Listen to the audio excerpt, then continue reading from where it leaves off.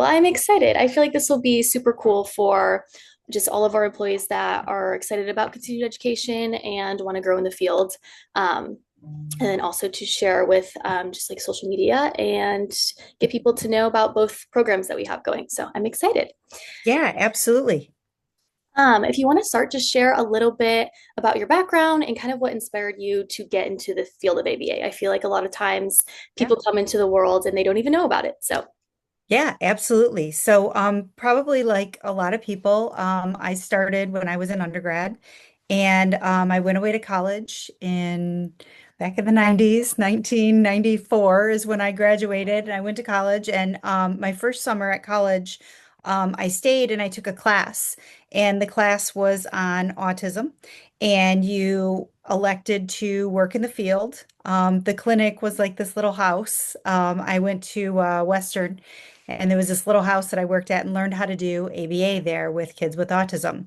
And then from there, it was a different world back then. So really, I just worked with the family. The family actually hired me afterwards, and there weren't BCBAs or RBTs or anything. So I read a lot of books and I continued to take a lot of classes. And I graduated a couple years later. So in 97, I graduated.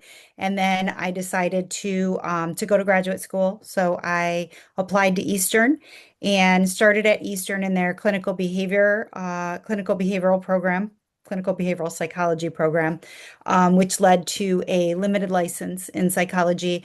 And when I walked into the program, I went because they had like some people who worked with autism there. And they handed me a list of like 200 parents that were on the list looking for services. And they're like, here, why don't you call some of these parents? So I was like, oh, okay. So I just started, going out and working in the field and doing that kind of thing. And when I graduated with my master's, I started my own business, and I was one of three companies in Metro Detroit. So my company at the time was called Behavioral Building Blocks. And there were a couple other, Beaumont, I think, had their clinic. And then there was another place called the Early Intervention Center. And so I did all in-home consultation. I had a business partner. And so I drove all over the place doing stuff. And then eventually in 2008, I was hired at Children's Hospital and I ran their, I was hired to develop their ABA program there, which later became University Pediatricians Autism Program. yeah. So I kind of evolved as the director there. And through that, once they started with all the legislation to get ABA passed through insurance back in like 2012, 2013, I started to partner with Michelle Fuhr, who's still currently at UPAC, to create some curriculum. And we really were one of the only places that were doing supervision for people in the field that were trying to get their BCBA. So we had a lot of students come through from a lot of different programs, and we worked with the state. Actually, we got a big grant to create curriculum and do a capacity building program at Wayne State University, and that's how our program started back in I think 2012 was when we approached Wayne State, and 2013 was the start of our first cohort, which we started as just a general certificate program. So it was like 5 classes back then. And I think we were on like task list 3.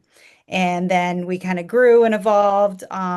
We changed to a master's in applied behavior analysis at Wayne State in 2019. And then in 2020, like everybody else, we went online and fully online. And then we actually really liked it. We liked the online, we liked the ability to not waste anybody's time with driving and parking in buildings, because we had a lot of students who were actually driving for like hour and a half one way to come to our program, and then they still had to do a lot of work.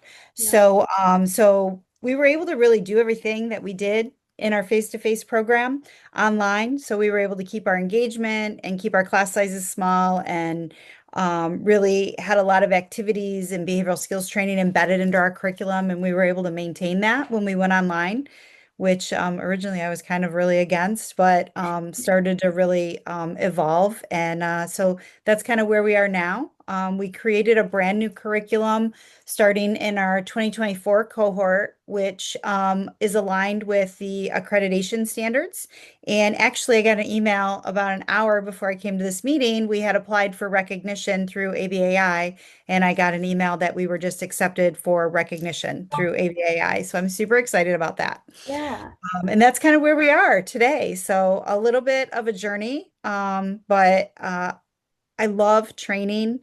I love teaching. I think that's one of the most important things that we can do is make sure that the next generation of people coming through the system is knowledgeable and able to handle the stress, I guess, of the job and being able to really make sure that the outcomes are just as good for the kids now as they were back then. So I just love that part of it.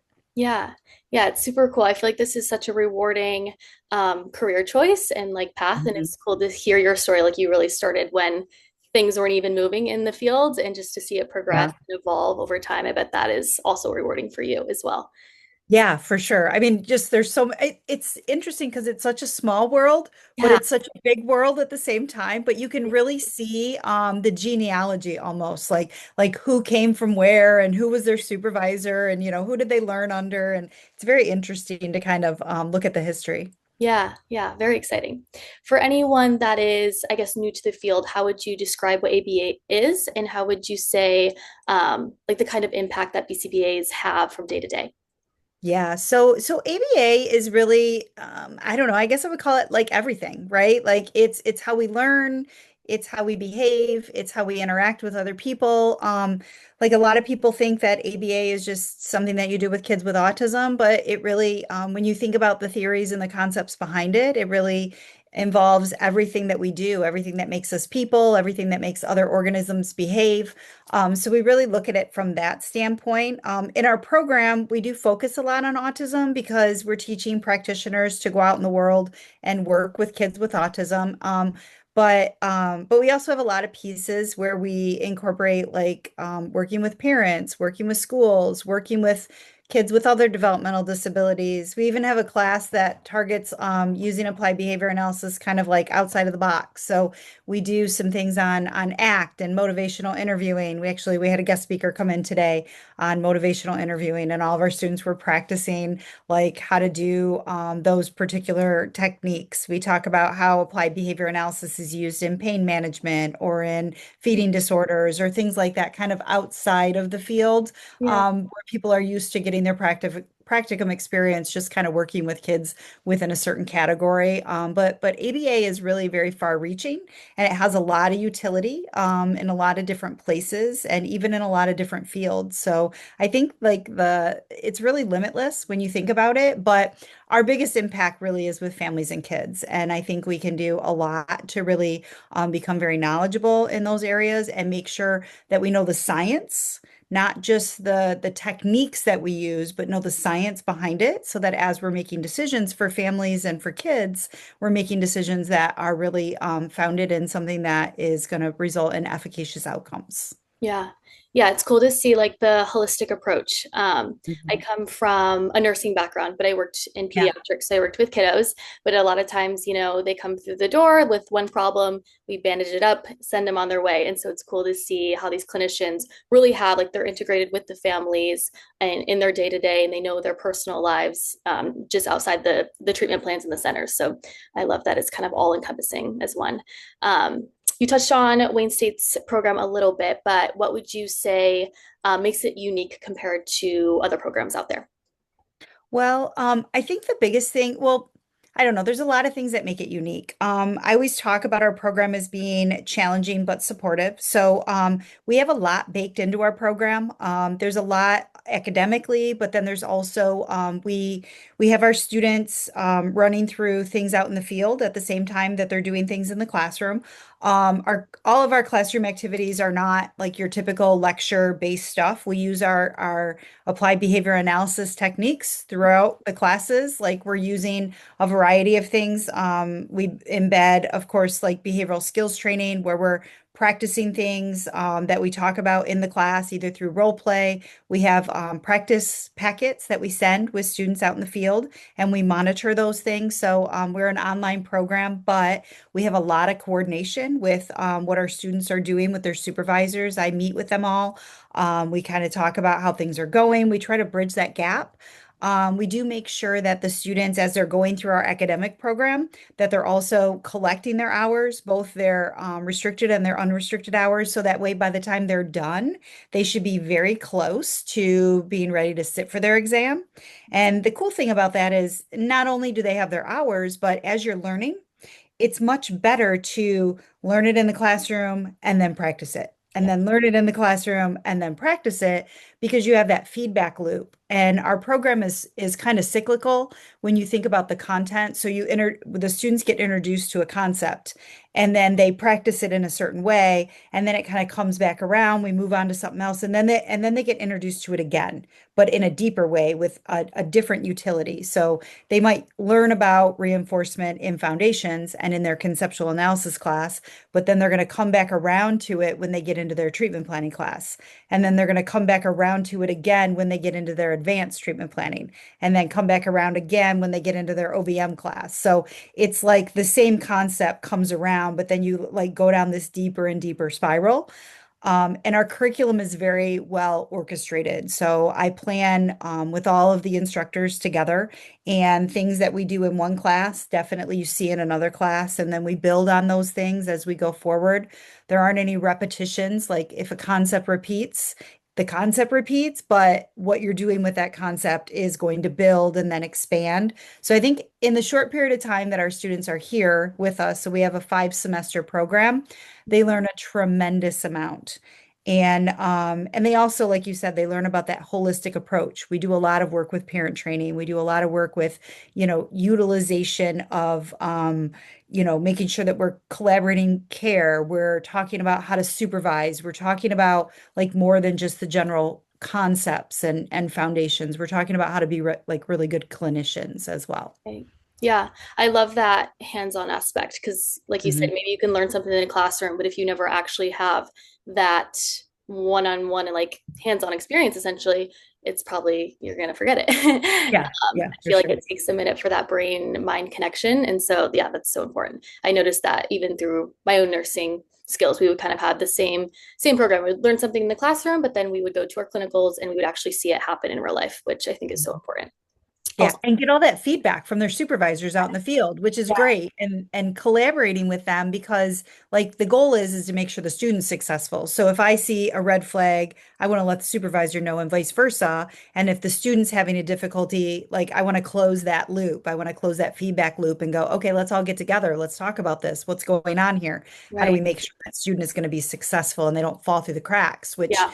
happens a lot with these programs as well as out in the field. Like there's just so many people learning that Mhm. it's like students just get lost. So we do provide a lot of oversight and guidance for those things. Yeah, that's amazing. It's good to hear. Yeah. You mentioned how it's like a 5 semester kind of cohort. What does that mean for the students, I guess, from like start to finish? Is it, all consecutive? Is it like a regular college where they have summers off? What are like hours looking like? Can you kind of, Yeah. So our program is a 40 credit hour program. So they get a master's in applied behavior analysis. They start in the fall. And in the fall, well, each semester they take 2 or 3 classes depending on which semester, and we actually go continuously. So okay, they go fall, winter, spring, fall, winter, and then they graduate there. Throughout the program, we are online. But the online aspect of it is only online in the sense that you don't have to drive anywhere. We have all of our meetings are on Zoom, and we have face-to-face live lectures where, our class sizes are really small, so we don't go over 20. So like right now, it's just you and me talking, but I can still see 20 little faces on the screen. So right, yeah, everybody's got their cameras on, everybody's like engaged. So students come in as a cohort. Like I said, the curriculum is very orchestrated. So they take the program as prescribed. So it's the same for everybody. The cool thing is the cohort model means that even though you're online, you have a group of peers. And we do a lot of work to really get to help the students get to know the peers, work together. We actually have a mentorship program. So our first semester students, they mentor our first semester students. So there's a little bit of crossover there. They kind of help them get acclimated to this is graduate school. This is how you study. This is how you work with your group. This is how you complete assignments, like all of that kind of stuff. It's like a way to kind of pass on the knowledge for those students. But then in addition, we facilitate like make sure you guys get a group chat, make sure you guys are doing study groups on Sunday. Like, what does this look like? So the students really get to know each other. And it's weird because as much as students sometimes are resistant because they're like, oh, it's an online program, I'm going to do my own thing. By the end of it, I have students that came through the program 10 years ago and they're like, oh yeah, I still talk to all my cohort mates and Oh, that's so it's like a safety net, right? Like yeah. at the end of it so that they can do that. But our program is I always call it like hot and fast. Like it's like you get in and then you blink and then you're like in third semester, right? Yeah. And then you blink again and you're like, oh my God, I'm going to graduate. What am I going to do? Because it really is a lot of work. If you join our program, it's not necessarily the easiest program, but it is a very comprehensive program. And like I said, you do get a lot of support, but they do a lot at the same time because they are doing a full-time program and they also have to work in the field. So we recommend our students are working at least 20 hours a week. Some of them work more, some of them a little bit less, but usually about 20 hours a week so that they're getting far enough along in their practicum so that they can practice everything that they need to practice before they become a BCBA. So again, it's kind of that safety net, like how's it going? How's it looking? Are you getting those experiences? We're talking about them in class. We're kind of connecting the dots with the supervisors. So yeah, it's a little bit of work, Mhm. but the students, we have exit interviews at the end, and the students give us feedback on like, how was your experience? What's going on? And they always are grateful for the amount of work that they had to do. Even though it was hard and challenging, they do feel very prepared when they're finished. Yeah, that's important too. How would you say, I know just talking to different clinicians, the exam seems to be a big thing that is challenging to Mhm. pass. How have you seen like your different students kind of go through the program and how are they for the test? And do you guys offer any type of support, after they're done with their master's but preparing to take the test? Yeah, for sure. That's kind of a multifaceted question for sure. One of the things that we do is we do build in a lot of support mechanisms all the way through. We start preparing students for their exam right in first semester, talking about the exam, talking about what's on the exam. A couple of things that we have baked into the program is our quizzes and our many of our final and midterm exams are very much in the format of what the questions are going to look like for the BCBA exam. So we don't start off super easy and like, just doing Right. a lot of definitions and fill in the blanks. So we're preparing our students in that way. We use the BDS modules, Behavior Development Solutions, throughout our curriculum as well. Students purchase that in semester 2, and then they have to complete the study modules during class. So they have certain assignments that are due, which also helps them to prepare for that. By the end of the course, or by the end of the program, they usually complete 300 of those modules. So not all of them, but they've got a good amount done. And then we talk to them about actually I mentioned the exit interview. So one of the things that I do is the students keep a portfolio across each semester where they document their performance, both in the classroom and in the field. And they also document all their feedback that they've gotten. So feedback from me, from the other instructors, from their supervisors. At the end, I evaluate all of that. And then we do an individualized meeting with each student. And about 10 minutes or so, I give them feedback. Like I go through and I say, okay, this is what your performance looked like. This is what I think you're going to need to do before you take your exam. Mm. Or, hey, I think you're ready. Like you've done everything that you need to do. Or I'm really concerned you struggled over here. I think you're going to need this extra support or do this extra thing. So right before they leave, I do give them that feedback. Like I said, then the students give us feedback. So it's like, Right. it's fair, right? But we do that. Our Our first time pass scores are variable. So in the beginning, they were lower. They've gone up and they've kind of hovered right around like 65-ish, which is like kind of close to the national standards. But we're constantly trying to improve that.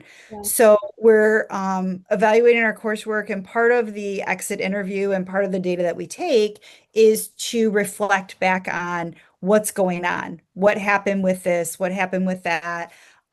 So I think that, I mean, of course, that's a very important aspect of what we're doing. Mm. As far as after the fact, we do encourage the students to work together. We have in the past facilitated some opportunities for them when they want to come back and maybe do some study groups or, interact maybe with current students. Guiding study groups and things like that sometimes is helpful, like, mentoring, other students. So we have offered that. On the rare occasion, students have reached out and they've wanted like extra assistance, and there have been times when either me or some of the other instructors have sat down with them and kind of reevaluated. Okay, so you've taken the exam a couple of times, like what's going on, Yeah, how do we fix this? So I wouldn't say that all the students kind of go down that path, but ultimately the goal is that we want them to pass, to become clinicians, to do what they need to do. So, if there's something that we need to do to kind of assist with that, we try to help out. So yeah. the students are pretty close to the instructors in our program. Like I said, it's pretty small. So they usually feel pretty comfortable reaching out when they need something. That's awesome. Yeah. I feel like what you touched on, how sometimes they come back and are able to like lead others or mentor others. I feel like being able Mhm. to teach the topics or explain Yeah. it, that's when you know you have it exactly. So that Yeah. sounds like it would be very important. What advice would you give to maybe a BCBA or a tech or an RBT or someone that's interested in the field that wants to become a BCBA, but maybe they're just a little bit intimidated on either going back to school or just kind of starting the process and they're like, I don't even know where to start. Yeah. Well, certainly looking at the different programs that are out there, I think is a good place to start, because when I'm looking at students for our program, it's really about fit, right? Like what's going on in your life, where are you working, what opportunities do you have, what are the requirements for the program? Does that fit the way that you learn? Does it fit what your goals are? Does it fit your current life restrictions or barriers or anything that you've got going on? So I think it's important to evaluate like what are those things, because programs can be very different. Just because it's an online program doesn't mean that it's going to be the same as another one. Just because it's a brick and mortar program doesn't mean that it's going to be the same. How many people do they have in their classes? How many people do they graduate? What are the requirements? How many credit hours?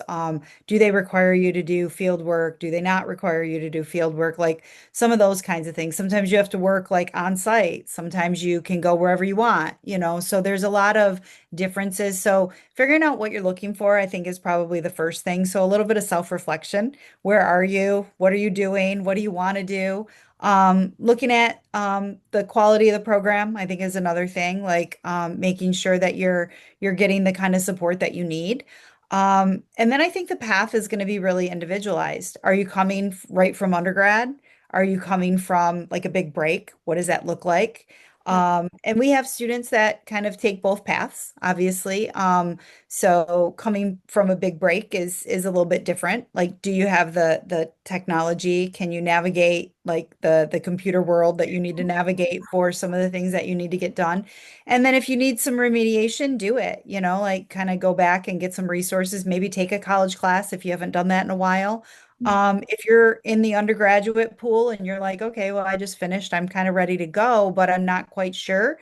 It's not bad if you aren't familiar with the field to get your feet wet, right? Go out, be a behavior technician, make sure it's the thing that you want to do. But if you're a behavior technician already, if you don't want to be a behavior technician for the rest of your life, then you kind of need to take that jump and you need to find something that's going to work for you, and try to get your life in order, right? Like decide like, how do I carve out the time? How do I make time to study and be successful? Because you don't want to go into a program that you don't have time to do the work, because what's going to end up happening is you're either not going to do well in the program or you're not going to do well on the exam.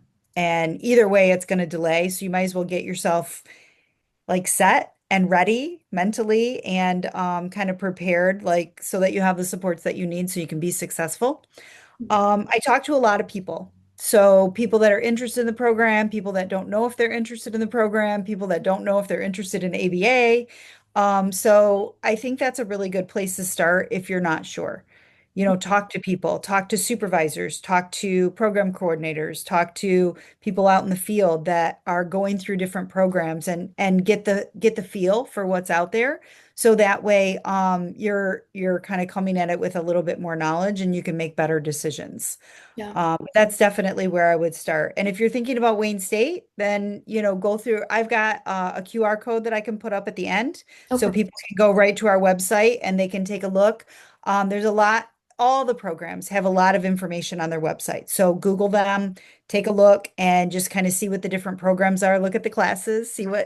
see what's interesting for the classes. Like, are you interested in the program that you're getting ready to enroll in?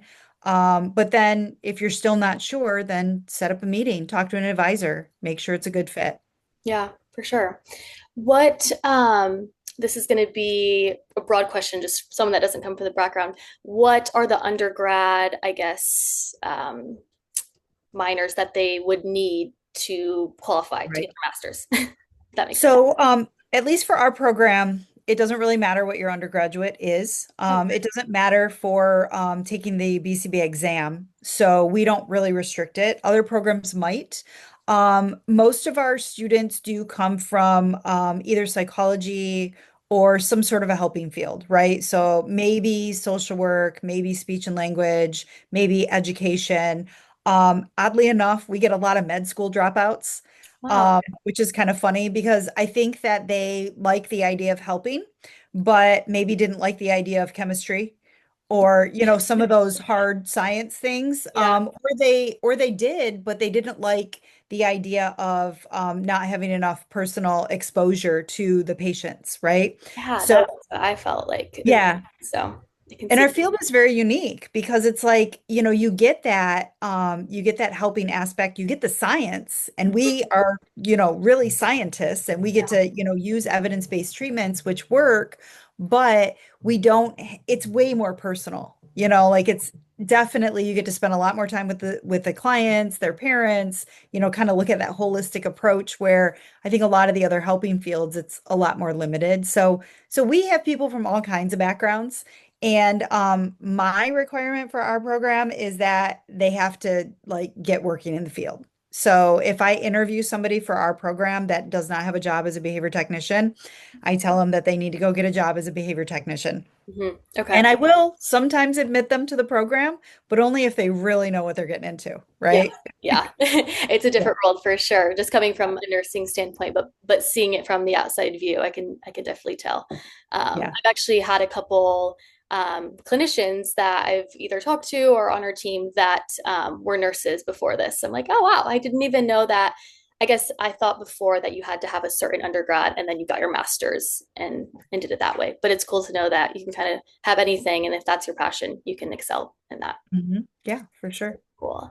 One other quick question that came to mind in terms of like hours of the day, like are your Zoom meetings and classes morning? Is it all nights, weekends? Like what does that look like in terms of someone who is trying to balancing, getting their hours as a practicum student, maybe working and going to school?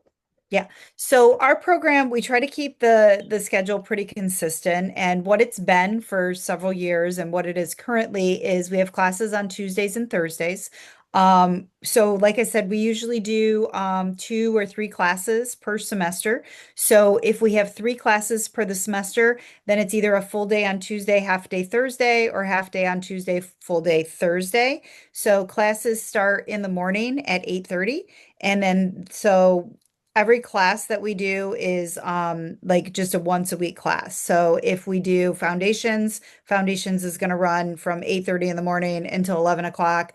then you're going to have a quick break, and then you're going to have an afternoon field experience class. And then on Thursday, you're going to do like conceptual analysis class, and then you're going to be done for the day. So it's always one or the other, right? So either Tuesday whole day, Thursday whole day, but that's kind of what our schedule looks like now. We're always done by like 2:30. You could do an afternoon client. You can obviously work a half a day on whatever day we're not doing that class for the full day. And then usually students just, take that time off.